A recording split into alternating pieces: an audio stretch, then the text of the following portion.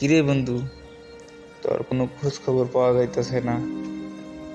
এই জঙ্গলে এসে কি করিস? কয়দিন ধরে খুঁজতেছি তোরে, ফোনে টোনে কোথাও পাওয়া যায় না। বন্ধু, আমি আর বাঁচতে চাই না।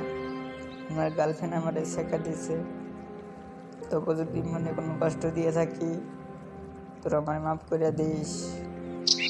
বন্ধু, আমি শুনেছি রাসেল ভাইপার অনেক ডেঞ্জারাস। রাসেল ভাইপার সাপে কামড় দিলে কেউ বাঁচে না। তাই আমি জঙ্গলে আইছি রাসেল ভাইপারের কামড় খাইতে। বন্ধু, তুই ভালো সিদ্ধান্ত নিস। রাসেল ভাইপারের কামড়ে তুই যদি মারা যাস প্রেমিকার জন্য, তুই তো ভাইরাল হয়ে যাবি, চির অমর। এখন তো বাংলাদেশে রাসেল ভাইপার ভাইরাল, এর সাথে সাথে তুইও ভাইরাল হয়ে যাবি, অমর হয়ে যাবি, শাহজাহানের মতো, লাইলি মজনুর মতো। কি করি বন্ধু, তুই তুই আমার বাঁচাবি না? আমি মরতে চাইতেছি। তুই আমার জানের প্রাণের বন্ধু।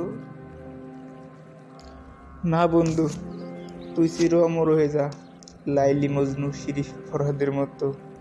আমি তাই চাই।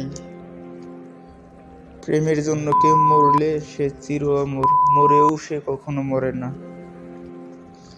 আর তুই মরলে আমার পথ তো ক্লিয়ার। তোর গার্লফ্রেন্ডে আমি বিয়ে করে সুখে সংসার করুম। আর এই বেইমান বন্ধু বন্ধু চিনতে আমি ভুল করছি।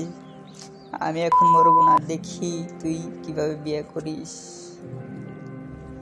দেখছেন আমার অডিয়েন্স বন্ধুরা, বন্ধুকে কৌশলে কিভাবে বাঁচিয়ে নিলাম।